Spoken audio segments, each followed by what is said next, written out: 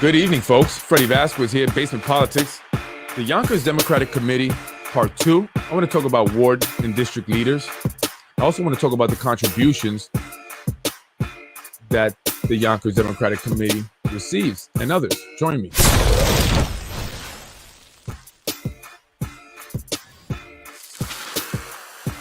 I am Freddy Vazquez. This is Basement Politics Unfiltered.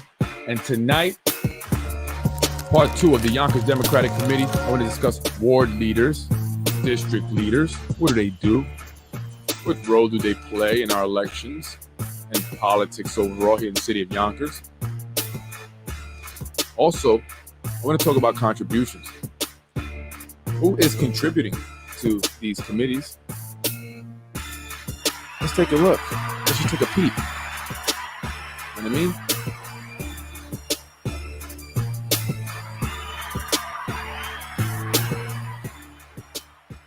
Good evening. Good evening. I'm Freddy Vazquez. This is Basement Politics. The local time is 8:08 p.m. Eastern. I know I'm starting a little late, but I try to make it close to 8 as possible. I'm trying. Anyway, thank you for joining me. I'm Freddy Vazquez. I want to pick up where I left off on the last podcast. I spoke about the Yonkers Democratic Committee. I showed off my shirt. I'll show a little bit later. I have an organization, the Yonkers Democrats United, but I'm discussing the official party, the Yonkers Democratic Committee, the ward leaders and district leaders and the roles that they play. I'm going to talk a little bit about it. And also I want to talk about contributions that they receive, who's contributed to their committee and other committees here in the city of Yonkers that play an active role in our elections, right? And a little bit also about corruption. I'm going to throw that in there. But anyway, last episode, I spoke about the Yonkers Committee. I talked about those that are in charge of the Yonkers Democratic Committee. And I said the list of names reads like a who's who of Yonkers, right? The party chair is Tom Meyer, commissioner of DPW.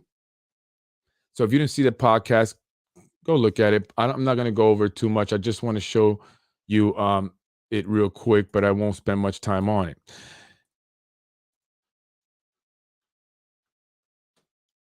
So there you go. Democratic Committee Chair, Tom G. Meyer. Again, he is the DPW Commissioner. First Vice Chair, Beverly Weaver. Second Vice Chair, Carlos Moran. Third Vice Chair, Eileen O'Connor. And I spoke about Eileen O'Connor a little bit in depth last podcast because she wrote a letter. I found it very interesting that she wrote a letter to the Senate, or what, I don't know if it was a letter or gave some kind of comment in this whatever they were having, and she was inquiring about campaign mailers and disgusting campaigning, and and wondering who was the one that funded all these nasty mailers and other stuff that happened in the city council president's race. And I said, Eileen, you are the third vice chair of the Democratic committee here in Yonkers. You should know that. Everyone knows it. Are you the only one? Or so, you check it out again. Fourth vice chair, Tom Meyer Jr., the son of the chair, committee chair. Fifth vice chair, Rima Samarnia. I'm sorry if I pronounced that wrong. Sixth vice chair, Hussein Rabadaba. And secretary is Robert J. Voorhees, who I mentioned was the husband of Michael Sabatino, the director of constituent services. I'm not going to read. I can't even pronounce. The county vice chair is Tom Meyer Jr. again. And now the ward leaders. That's what I wanted to talk about, because there's a reason why you see the same individuals in these positions. It's a way to maintain control and to kind of dictate how things are going to go in terms of politics, specifically in the Democratic Party.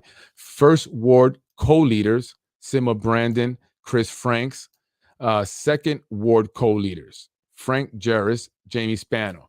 Now, Frank Jarris is the son of Zahi Jarris, the owner of Precision Strategies, the man behind the genius, as people say, political genius, man behind Majority Leader Tasha Diaz, works with John Rubo. Who else? The city council president thanked Frank Jarris actually for her win. He was one of the people that were thanked, and others. Very involved. He's involved in judges' races. He was involved in the Dan Romano election, as well as a current election coming up for Ada Medina, Judge Ada Medina. And I will show you some contributions, to the committee, so you can see, again, names just continue to pop up, right? So he controls that ward, and it's very important. Third ward co-leaders: Roberta Robinson, Howard Schatz. Fourth ward co-leaders: Narissa Pena, Eileen O'Connor. Fourth ward, and I heard Zahi's coming for that ward, Eileen. That's what I'm hearing. Okay, I'm just telling you. Listen, you take it for what it's worth. Okay, Eileen, take it for what it's worth. But I hear he's coming for that. She's also the third vice chair of the party. Fifth ward co-leaders: Seda Jarris, the wife of Zahi Jarris and the mom of Frank Jarris. Right? They got 2 and 5. 2 and 5. Right? And it's not because there are not other people that are willing to do this. Right? Because it is an unpaid position, but there are people willing to do it.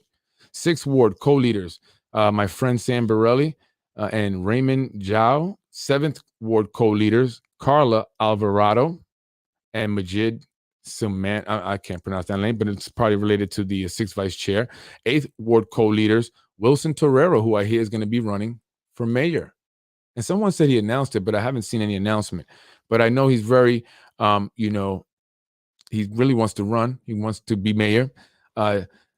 Justin Caparelli. Ninth ward co-leaders: Steve Levy, who's the deputy mayor, right? Mary Lyras. 10th ward co-leader: Dusan Lockett. Am I pronouncing that right, Dusan? And Thomas Meyer, who is the chair of the party. Now, Dusan was on a meeting earlier today here for City Council Rules Committee meeting. You can see him there. He recently was appointed to the position. 11th ward co-leaders: Lenny Spano and Carol Daly, one of the Dalys. Tom Daly, was shafted or was actually, kicked out of the running for the city court position that Ada Medina holds now, simply because they wanted a Latino woman, someone that a white male would be difficult to beat, because there was a white male interested in running against her in the primaries. But because they control this, that was not going to happen, right? So she's running unopposed, and that happens many times here in the city of Yonkers when it comes to elections. People run unopposed. That's not really an election, right?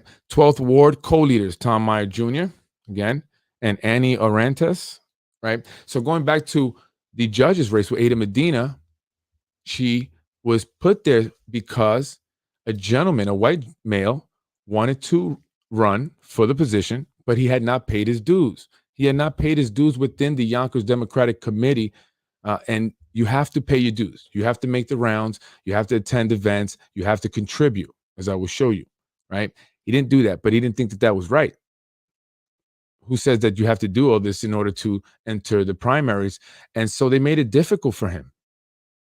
His brother, who works at DPW, started to get harassed, and they were threatening to fire him. And I bring that up because the commissioner of DPW is Tom Meyer, who's also the chair of the party. See what I'm saying? See what I'm getting with that? So what are ward leaders? Well, ward leaders are elected by the district leaders, right? And these are the ward leaders. I couldn't find the list of the district leaders. I think someone did send it to me, but it's a lot of people. There's a lot of districts in each ward.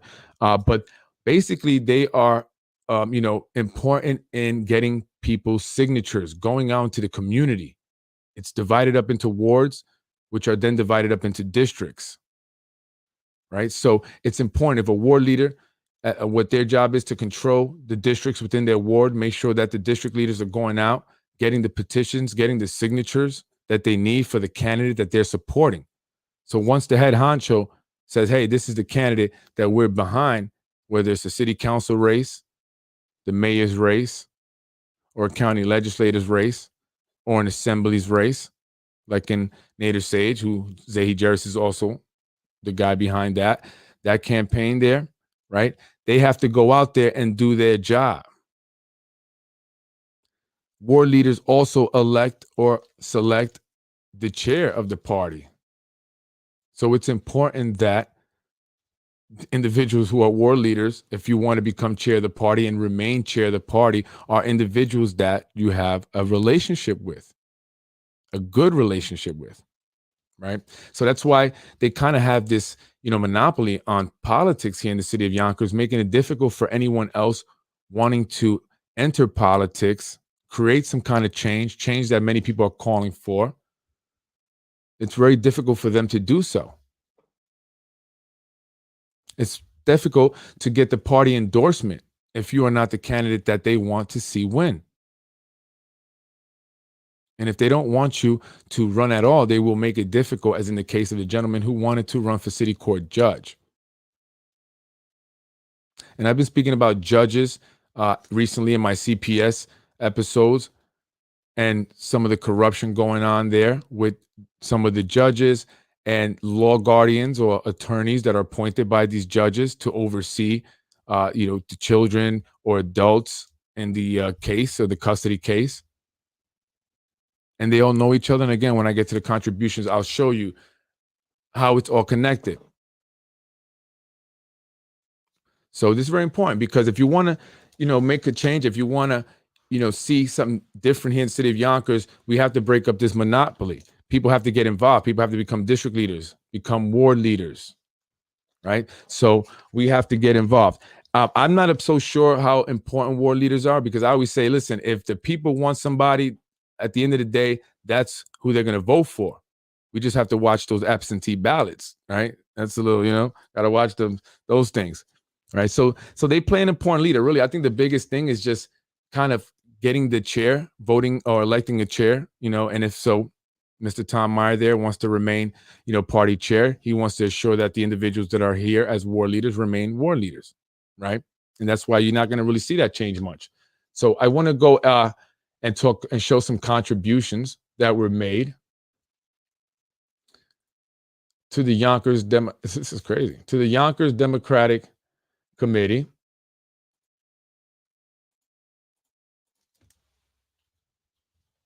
I think it's very important that we see this because we got to know who's funding the committees, who's funding these individuals, and why are they, funding them? Why are they giving them so much money? And there's different committees. There's the Yonkers Democratic Chairman's Club, the Yonkers Democratic Chairman's Trust, and then there's the Yonkers Democratic City Committee, which I'm going to look at first.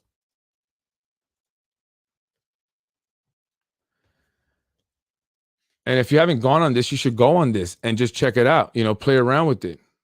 See who's getting what, who's contributing, who's receiving money. I like to go on there and just mess around with it. So Yonkers Democratic Committee, I'm basically doing it by the most money they've ever received was in 2007 by Friends of Andy Spano, which was $5,000. Westchester Coordinated Judicial Campaign Committee donated $4,300 in 2009. Why is that important? Well, that goes to those who say that judges are corrupt and that they're supposed to be impartial, but they're not. They're very involved politically, and many of the judges have been supported by these individuals within the Yonkers Democratic Committee. So they're going to really do what these individuals want. And there's someone in particular that I will be speaking about, as this judge has been involved in many people's cases, and a lot of people have issue with her. So I will be mentioning her, soon. Actually, on Saturday, I will be having a family on to discuss their battles with CPS, family court, and this particular judge who contributes, who is very close with high-level elected officials at every event, at every, campaign fundraising thing, right? So when someone has an issue with a judge and they go to their elected officials for help, and that elected official is getting supported by that judge in terms of campaign contributions and vice versa, they're donating to each other's campaign, they're involved in the same organization, the same Democratic committee, you think that elected official is going to step in? And I'll be giving you an example. I'll be speaking about Councilwoman Shanae Williams. Family that will be coming on Saturday reached out to Shanae Williams for help. And she told them that she could not get involved. That's what she said to them. I can't get involved.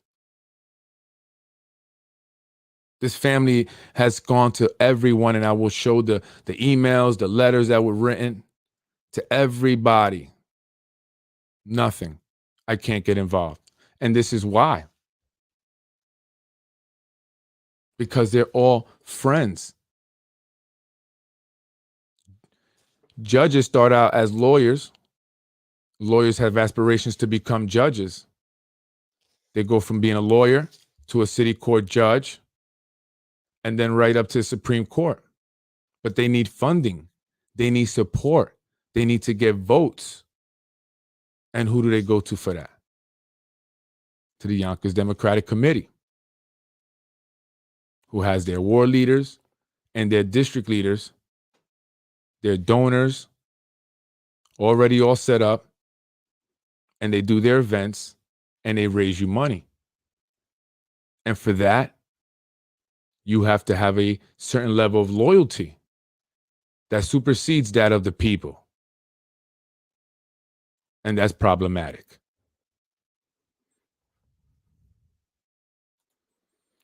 Judge Nilda, she's dating Tom Meyer, who is the chair of the Yonkers Democratic Committee. Someone did mention that to me. Shanae Williams is stupid and useless. They do favors for support needed to get to the Supreme Court. Absolutely, 1,000%. So individuals, folks, and this is a lot of people here in Yonkers and all across the country, but here in Yonkers specifically, have had problems with family court. They have had problems with family court judges, and they can't turn to elected officials who are their advocates for help. They can't, because they're friends, and they can't go against their friends.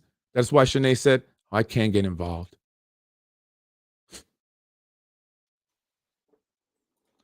It's all a revolving cycle. Absolutely. Same individuals,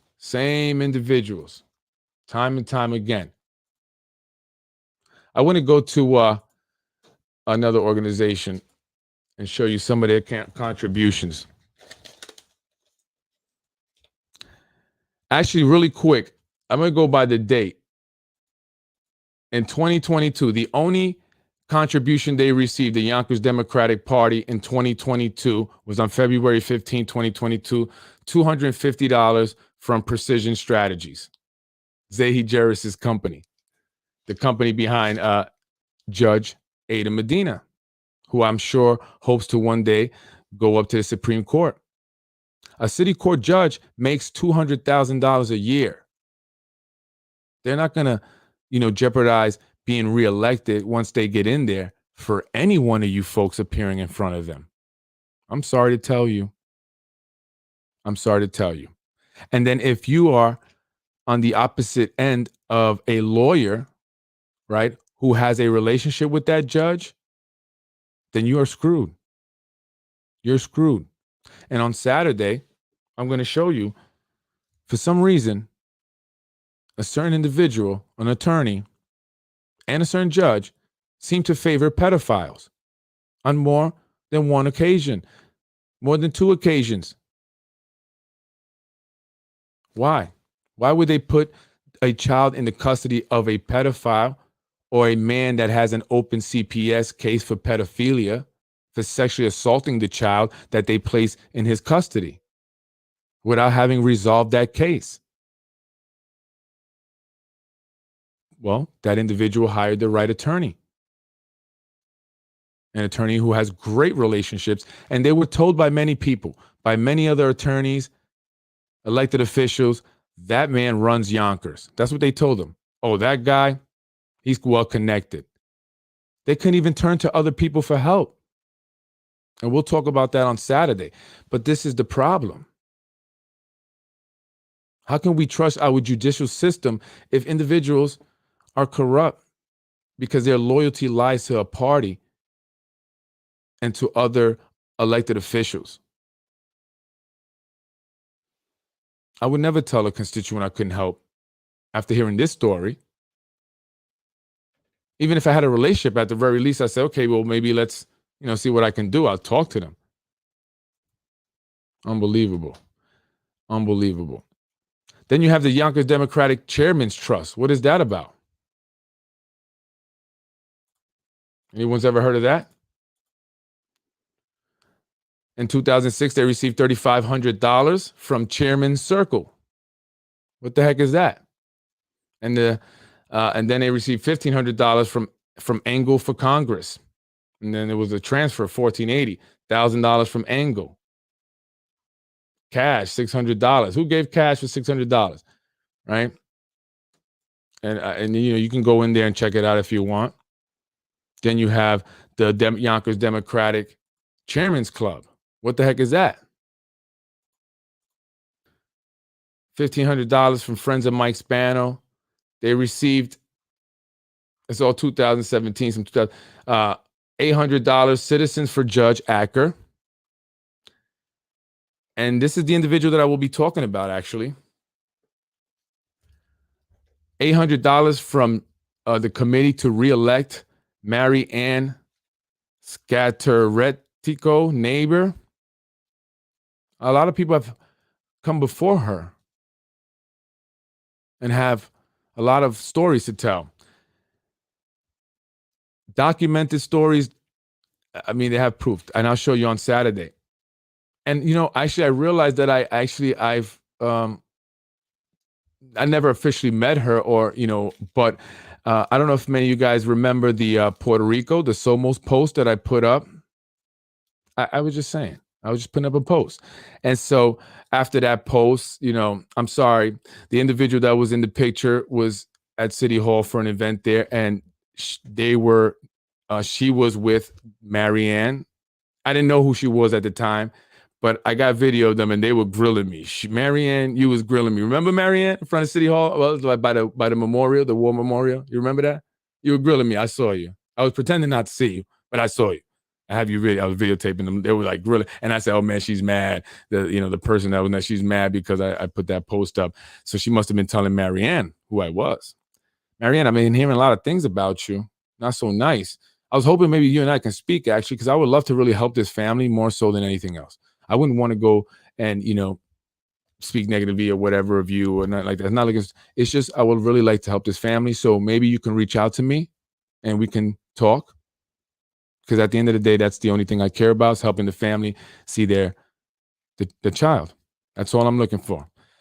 Look, friends of Mike Cater, $800. This is to the Yonkers Democratic Chairman's Club. $800 from Judge Gordon Oliver.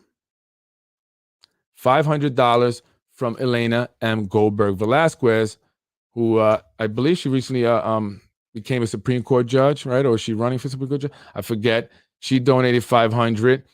It's a lot of judges here. She donated twice in 2018 and 2017, right? A judge to the Yonkers Democratic Chairman's Club. What is that? Who operates that? So then I said, you know what? Let me look at Yonkers for Goldberg Vazquez. Just curious. She's a judge. And I noticed she got a lot of businesses. 1,000 from 409 North Broadway, County Auto Commute, Gem Management, $1,000. Local fire. She did well. $76,000 total she raised. Not bad from time she's been raising. So you can go on there and check it out. And you can see who contributes to what. Who's contributing to this elected official, to this judge or to whoever. Which committee is contributing to what elected officials, or what who are donating to committees. And that's very important. That's very important, because those people will always be protected. And I just thought it was curious. Dr. Rabati, you sure do donate a lot. Your name was on every one I looked. Every page, every committee that I looked, you were always on every one. I mean, and you, what was it, where you donated $4,000? Man, that's a lot of money. It's a lot of money. Anyway, he donated $4,000. And I was like, wow, that's a lot of money. So again, you can go up on this, see who donates to who's contributed to who. So that's who who they owe favors to. You see a lot of judges here receiving contributions and contributing, because at the end of the day, people just want to win.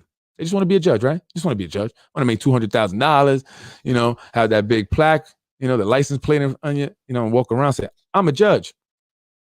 I'm a judge. If any of the Spanos had a college degree, they'd all be judges.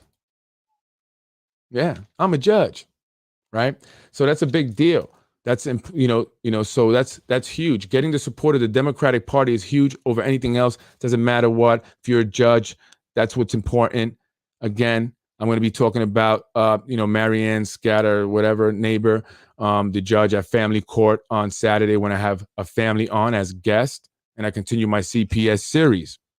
Hopefully, we can get somewhere, Marianne, because I don't understand why the child was placed in the custody of the person she was accusing of sexually assaulting her.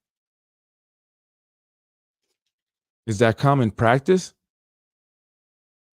There's an open CPS case because the child accused the individual of doing some, not horrible things, yet they put the child in the custody of that person when that person did not have custody of the child with no reason. Well, yeah, no reason. They gave a reason, but it's really no reason. I'll tell you on Saturday what the reason was. And you tell me if that's a reason to remove a child from a loving parent into the hands of the individual she accused of sexually assaulting her or molesting her while there's an active CPS investigation. Is that common practice, Marianne? Or is it that just when you're connecting with Mr. Bunting? Because I hear that guy's evil from multiple people I've spoken with. They call him evil, Marianne, evil. I don't think you're an evil woman, Marianne, right? I don't think so. So reach out to me. I'd love to talk to you about that. You can reach out to me, 914-467-0597. I get into my office after 9. So give me a call. Have your office reach out. Maybe you could talk and move past it because they're waiting 2 years. 2 years. And then I just said, let me look up Lakeisha Collins Bellamy, right? I don't know, because I like her. That's my homegirl. So let me see what you've been up to. She's raised a total of $70,271. The biggest contribution coming from local 628, $5,433, and then $4,000 from Dr. Rabati. Guess you really wanted her to win. $2,500 from Aman Shama, $2,800 from Chesky Perlo, $2,500 from Transport Workers Union, $2,000 for $11.99, $2,000 from Martin Ginsburg. Are those the people stealing Trevor Park? Is that why you let them steal Trevor Park for $2,000? Really? Damn. $2,000 from Richard Haddad. Excuse me. $1,250 from Catherine Castro and Noel Punto, located at the same address that is owned by other individuals who make contributions often. I just thought that was strange. I was like, I wonder if they just gave them the money and say, hey, contribute to this. So we can, bypass campaign finance. Those stupid campaign finance laws that just pesky campaign finance law. They just get in the way all the time. They just get creative with getting the money. Sometimes if you started like a credit card processing company, that might work. pesky campaign finance laws. Anyway, if you want to become a ward leader or district leader, you can actually go to the Yonkers City page, and they will, allow you to fill in or apply or whatever you got to do. Say you want to become, the Yonkers Democratic Committee page. But I doubt you're going to get anywhere. If you're just some random Joe Schmo, you're not going to get anywhere. But try anyway. We should all try. And there's some organizations actually that do classes or whatever on how, teach you on what ward leaders, district leaders are and how to become one. So, whenever you see that being offered, I forgot what the organization was that offered one last election cycle. But we need to get involved, and that's one way to get involved. All right. And to the two individuals that contributed $1,250, don't do that again. All right. You get in trouble. Get in trouble for doing it. Don't let anybody get you in trouble. It's not worth it. I want to move on. And if I didn't talk much about the war leaders, it's because it's difficult to get information on them. I really couldn't find much, to be honest with you. I couldn't find much. I want to move on and talk a little bit about corruption. Ooh, corruption. Yes. real estate management. And we're talking about real estate management of city property. Local governments often own and manage high value real estate, which possesses a variety of risks, especially with regards to corruption. Municipality management is regularly engaged in different forms of dealings with municipally owned real estate, such as auctions, direct selling and buying, granting a mortgage or lease, exchange of land, as well as a public private partnership. Local officials, since they are often exposed to highly profitable real estate transactions, may be involved in corruptive activities such as calculation of the value of the land below its actual market price. I never heard that before, have you? In exchange for an improper benefit or give an advantage to the third party without considering alternative options. For these reasons, municipalities should conduct regular procedures for land dealings through transparent processes and procedures, which may involve setting clear requirements, fees, and deadlines, and some other stuff here. But I just wanted to read that because, that sounds a little familiar, doesn't it? One of the ways they say to, prevent, corruption, political corruption, is to rotate individuals, get new people in, not have the same individuals constantly rotating from one position to the next, but get fresh new faces, fresh new ideas. That helps with corruption, right? Local assemblies. Without an active involvement of the local assembly in anti-corruption, the strength of integrity management at the local government level will always be undermined. The local assembly is a critical part of local government, exercising important functions: strategic planning, lawmaking, policy development, representation, oversight, and advocacy. Its potential as a strong anti-corruption actor is outstanding, as it can meaningfully and from the top affect development, enforcement, and monitoring of integrity policies, regulations, and procedures. Right? Yeah. Well, we'll see if that's going to happen. Now, I want to talk about social housing because that has to do with affordable housing and things like that. Local governments are the main actors for planning, management, and delivering of social housing to the population in need. Municipalities need to manage not only social housing supply, but also to further integrate it into the provision of public services and urban development. However, local governments, while providing these assets for the community, are not exempt from corruptive behavior. In fact, officials, if not well supervised, may allocate housing to individuals that are not eligible or may accept bribes for speeding up the application process to aid a third party. Deploying transparency and open data projects as risk mitigation tools can positively impact the mechanism of housing allocation and foster integrity. Right. And they talk about some other stuff here. They also even mention an online registry, which shout out to you, Corazon. Right. Rotate officials involved in the rental process so that they take responsibility for different areas at different times. They talk about rotating people a lot. So rotate. We need new, fresh faces. And obviously, there's a conflict of interest, which I've spoken about. Conflicts of interest have a particular relevance in the municipality context because the proximity of the local governments to the local community, making family and network ties a typical characteristic of operational environments. So here in Yonkers, very small, though we're very big, a lot of community ties, a lot of family and friends that grew up together. And there you have it. That also what leads to some of this, recycling of individuals, the recyclables, as I say. So just something to pay attention to, folks. We have to get involved. More people have to get involved. Just start to understand what politics, what's going on here in the city. I know I started learning. So, I was new to this as well, but I've been learning a lot. And so it's important. We must understand our government in order to effectively impact our government. I now, what time? Yep, 34 minutes. That's my half hour. But before I leave, I just want to talk about a history because I was told that I didn't know my history. I'm not. I want to say this. I'm not sure. Why people got so upset about my comment about the statue. Especially some of the people that got upset. I'm simply saying I didn't say anything negative about the statue.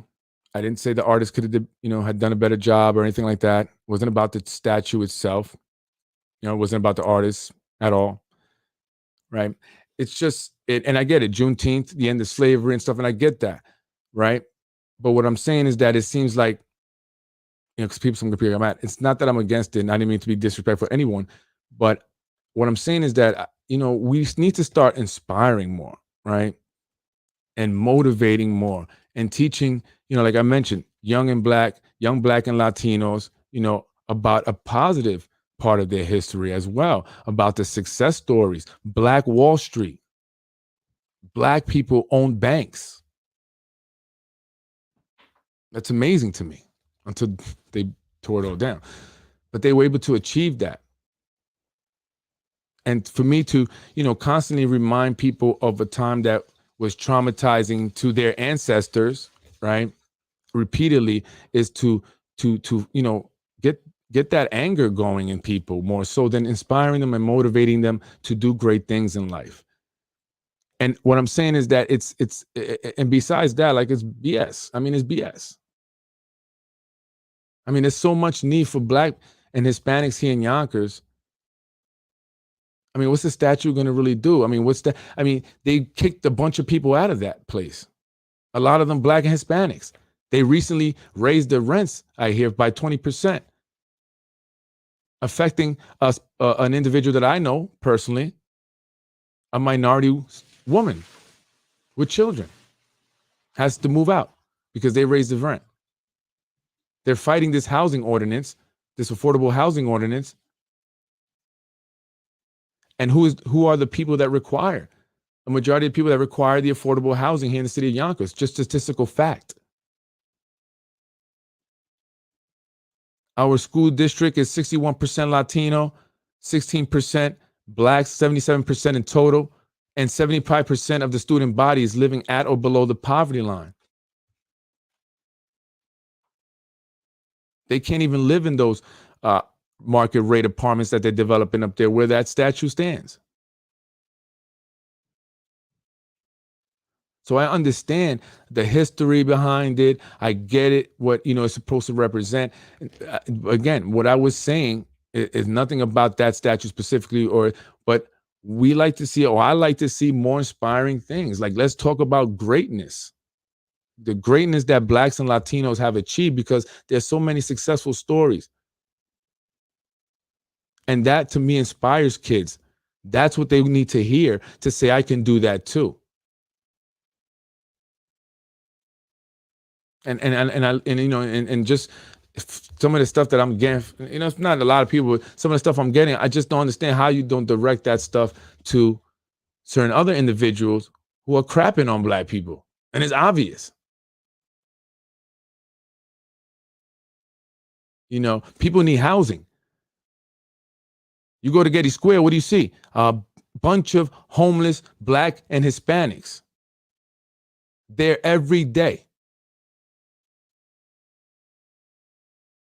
So if you want to say I sound like a broken record, that's because nothing's being done about it. And what's being done? They're moving in luxury apartments, building luxury apartments. Who's that for?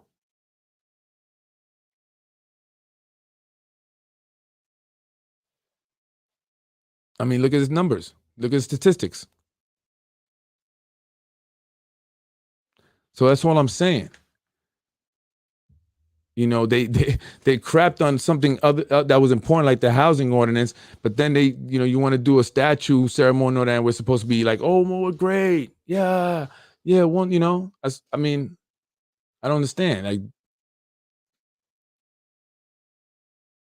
we need to get things that make an impact, that make a real change, and that's all I'm saying. And it's not about knowing my history, because the reality is that you don't really know your history in full. People pick and choose what they want. Did you know that Native Americans were the first slaves in Americas? Native American, the indigenous people, before the North Atlantic trade. The first slave owners were actually Native Americans. They would enslave other tribes, but that's not the point I'm trying to make. The point is that there were Native Americans who were also enslaved by Europeans. They attempted to enslave them first. It didn't make sense to transport people across the Atlantic Ocean, did it? But they did that because they could not successfully enslave the Native Americans. They knew the land. That was their territory. And they had other tribes, and they would fight. And it just wasn't worth it. And then that's when they started to bring Africans from Africa. You know, the indigenous people were wiped out. So, and you know, indigenous Hispanic people and you know, it was the Spaniards, not only Europeans. In fact, the Spaniards, right? Well, they're Europeans, but I mean the Spaniards. We don't think about that. We think of the white man only. But Hispanics also enslaved people. They started doing it first. And I'm not trying to say that to be anti against my people. I'm just saying, let's talk about the history. You want to talk about history? Let's be factual. Let's put out all the facts, right? And let's put everybody's, you know, ancestors from, you know. And I'm just saying, like, and we could do that. But I know my history. I know history very well, actually. And if you want to challenge me on that, you're more than welcome to come on my show and do that. And we can talk about history. I love that. But, you know, the history of Black people and Hispanic people is not only being slaves or being, you know, just down. You know, we've done great, amazing things. And I think our kids need to hear about that. And we need to hear about that more often than not. So they can know that they can be great because so many people before them were great too, not just slaves. And that's all I'm saying. You think they respect us or they care about us because they let us put a statue there? Really? You think that's doing something? They're reminding you we're slaves. They're reminding us our position.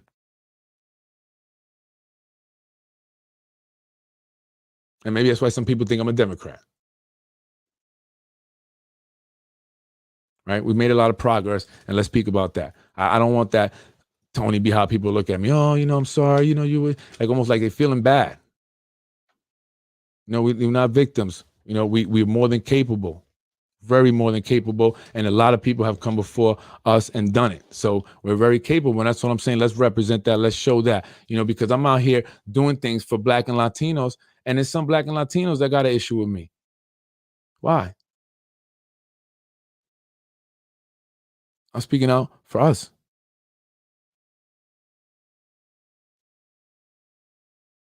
Remember the housing ordinance that everybody was so upset about? And nothing still? But everything's great now. Smile with people and all that, right? I just keep it real all the way, and I'm always gonna stay I don't flip flop. It's not who I do, it's not who I am, it's not what I do. You know, you like me, great, you don't. But I'm gonna always say what I feel because it's very obvious. I mean, look at this. No, what's the housing ordinance? A lot of people were upset. Remember, a lot of people went up there and spoke at City Hall. And who did it? And who did it?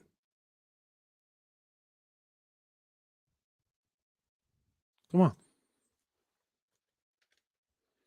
No. And then you know, to someone to say that it's there also to remind white people what they did. That's an ignorance. That in itself is an ignorant statement, and it's just divisive. And what it does, it pits people together, and it just perpetuates that. You know, I'm not saying forget. I'm just saying let's start to talk about the great things that have been accomplished now. And let's put, you know, I would put a big statue of Obama, you know, big towering statue of Barack Obama, first Black president. I would have been like, yeah, that's dope. Towering up. That's dope. That would have signified strength, accomplishment, success, greatness. That would make me feel good as a minority going there. I would make a Black male, a Black woman go there and feel good about themselves. Not go there and be like, man, we were slaves, effing white people. Because that's what I saw when I went there. People getting upset.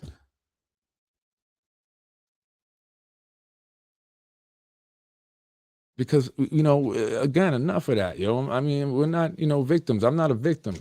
I'm more than capable. I did my thing, and and I want to help other people do their thing, break the cycle of poverty. That's what we need to be focusing on for Black and Latinos. How to get our Black and Latino youth out of the ghetto.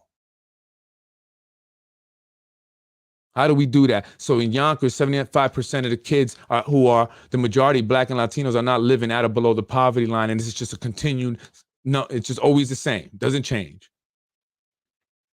Changes for other groups, but it doesn't change for us.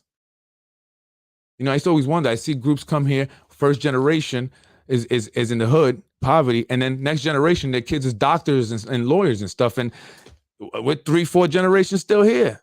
Why? These people came here and didn't even speak anything, didn't know the language or nothing, coming from a whole nother country. And their kids are doctors and lawyers now. Yeah, we still 3-4 generations in the hood still. And these are not just white people that come. Talking about, people from the Middle East, people from India, I see that. They come and the kids are doctors and lawyers, lawyers, And I'm just like, and I always used to talk to people about that. Like, why don't we, what's up? You got Asians that come here, they got the Chinese restaurants or the nail salons, and they kill it. Now you got, a lot of Middle Eastern people coming here and starting the bodegas now and stuff like that. They got a lock on that. I see kids now behind the counter learning real life experiences, how to run a business, because that's important. That's why I teach my kids when we doing things, I show them what I'm doing, because I want them to be involved in it early. That's how they succeed. That's how they get ahead. That's how they do even better than me. Not by being reminded that you come from slaves. That's all I'm saying, man. That's all I'm saying, yo. We got to get up out of this. We got to change the way we think as Black and Latinos. We got to change the way we think, because sometimes we know, as a collective, sometimes, I don't get it. Like, I don't get it, So that's all I'm saying. I want to see more positive stuff. There's a lot of positive stuff. I want kids to be inspired when they see the statue, not be angered, not feel like they're not more capable than doing other things. That's all I'm saying.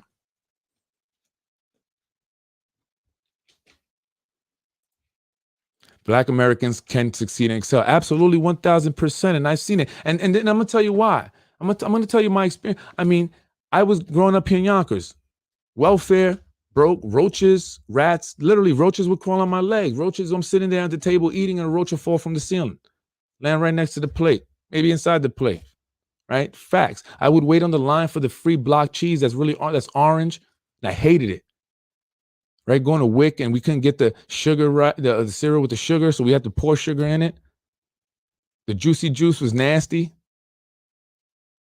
Those Wick juices, I hated them. I hated going to St. Peter's and having to stand there for a gift, because that just reminded me that I was poor. And so all I saw was poor Blacks, poor Latinos. Then I leave Yonkers. And I go to a place where I see very successful Blacks and very successful Latinos. And I'm like, wow, really? Like, I know that sounds crazy, that was, but that's true when all you see is one thing, right? You just assume that only white people can be successful, and this is what we only have. And then I saw that was not true at all.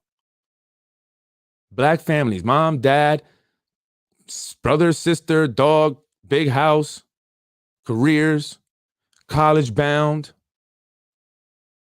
Latinos, Mexicans, mom, dad, kids going to college, got their future plan. I'm coming into 9th grade and I don't know what the hell I want to do with my life. And these kids got it all mapped out.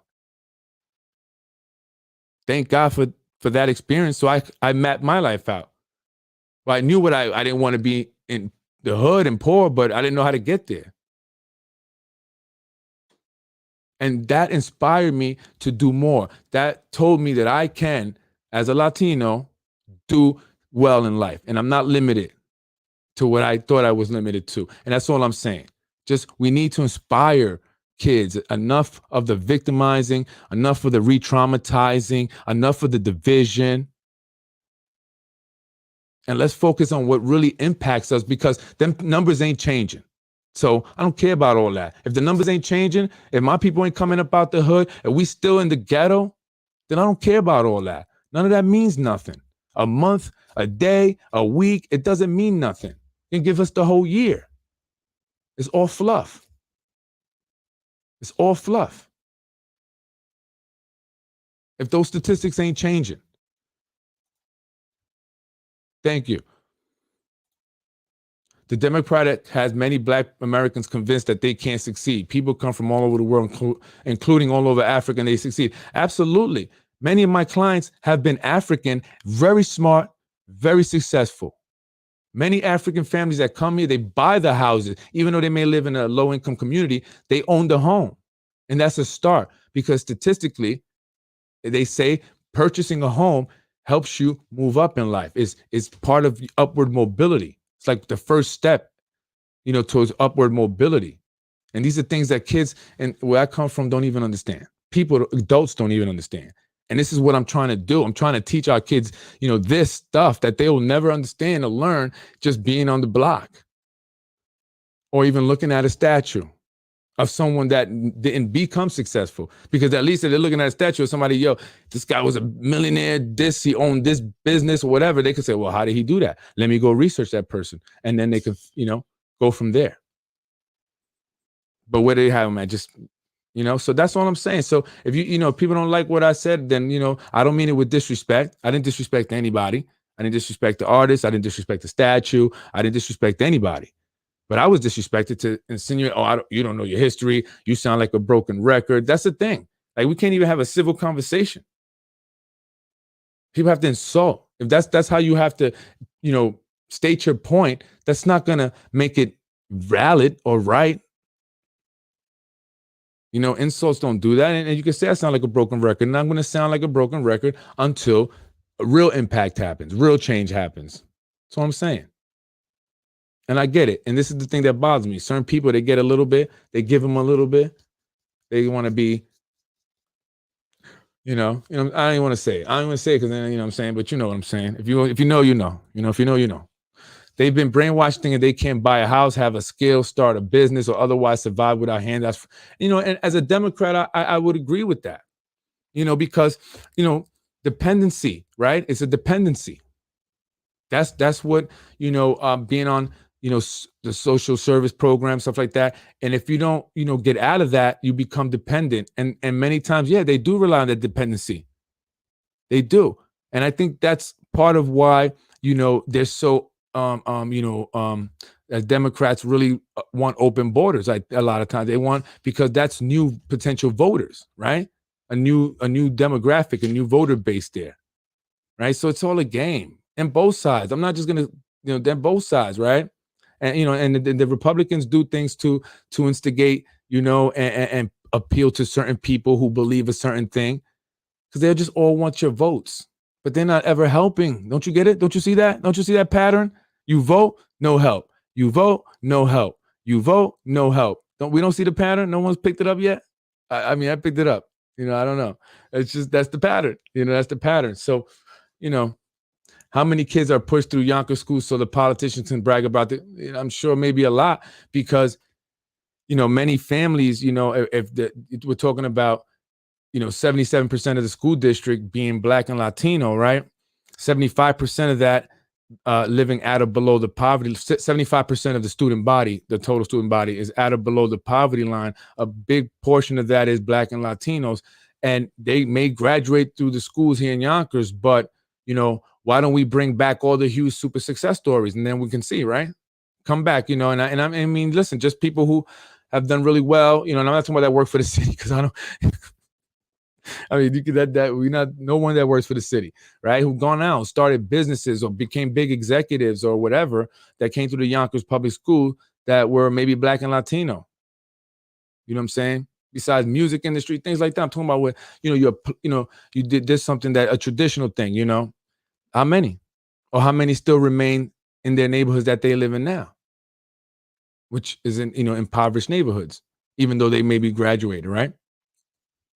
I'm just saying, like, I mean, nothing's really being done. Nothing's changing, and that's my big thing. I want to do that. Now, if someone that, I came from where they come from, and I've been through those same struggles they've been through. So I want to say, listen, this is what I did. This is how I managed to maneuver. These are, and teach people that so they can hopefully get out of poverty as well, and they can raise their kids in a home. My kids live in a house. They've always been in a house. I didn't never the house I lived in, the first house I lived in was the one I bought myself, right? I was always in an apartment, and that's dope to have that for my kids. I always wanted a backyard as a kid, just to run around and whatever, you know what I mean? So, and then I was able to put a pool for them and have a pool. And, I thought that was great. And, then I had to clean up, but to be able to have that for my kids, that's just, for me, it's just so amazing. Like, it's just like, wow. Like, I'm just like, I'm so grateful. I'm so very blessed that I provided my kids with such experiences.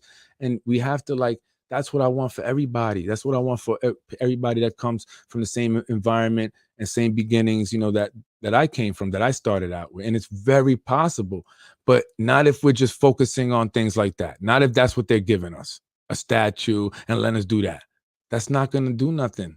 That's not. I'm just saying, it's not going to do nothing. You want real, that's what I care about. I care about real change. Maybe I just think differently, but I definitely know my history. I know a lot of history. Okay. I even know the history of Ukraine, because apparently a lot of people don't know about that based on some of the posts that they put up. But I keep telling them, go watch Oliver Stone's, Ukraine on Fire. That'll help you out a little bit, but you need to go further back though. But so that's me. That's Freddy Vazquez. That's all I'm saying. Again, I'm not here to insult anybody. The person that did the statue, none of that. I was never disrespectful, but I'm always going to stand by what I said. I want to see more motivating, more positive things. Should have put a big statue of Obama. You know what would have been dope? If you would have put a giant statue of Obama, right, towering over everybody, and then other statues of famous, other successful, Black Americans. You know what I'm saying? That would have been dope. Jackie Robinson somewhere, you know what I mean? Swinging the bat, Muhammad Ali with the gloves. You know what I'm saying? Something like that would have been dope, like a bunch of very successful people. So you could go and tell their success stories, inspire the kids that go see that. That would have been dope. I'm just saying. I'm Freddy Vazquez. I'm up out of here. The end of slavery, Juneteenth. That's what it represents. Yep. And once slavery ended, that's when Black Americans started rocking and rolling and have done a lot of great things since. So that's what the end of slavery means to me, the beginning of greatness. And there's a lot of greatness. So let's highlight that and let's focus on that. I'm Freddy Vazquez. This is Basement Politics. And I'm always going to stand by what I say. You got to at least respect that, right? Take care, folks. Have a good night. And I will see you Saturday. Don't forget, I'm bringing in the parents. We're going to be discussing that CPS thing. Judge Marianne, whatever the last name, neighbor. Again, I would love, all due respect. Actually, I would love to speak to you, actually. 914-467-0597. Otherwise, I'll see you on Saturday. Take care. I'm Freddy Vazquez. Have a great evening.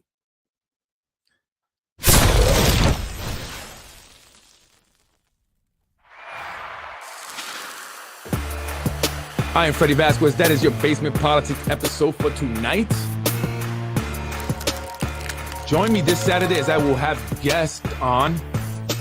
We will be discussing CPS and family court. Family court judges, law guardians, specific individuals who have made this family's life a living hell. Why would a judge and a lawyer place a child in custody of someone she's accused of sexually molesting her? Why? Not the first time. It's been happening. It's happened about 3 times that I've seen. Join me this Saturday at 8. I'm Freddy Vazquez. You don't want to miss that one. It's going to be great. We have a lot of information. So again, reach out to me. Reach out to me, folks. Reach out to me. Freddy wins. Fatality. Yep. You're watching Basement Politics with my dad, Freddy Vazquez. You're watching Basement Politics with my dad, Freddy Vazquez. I was raised in housing. I don't Let's get it popping. Thank you for watching Basement Politics with my husband, Freddy Vazquez. Freddy wins. Fatality. Game over.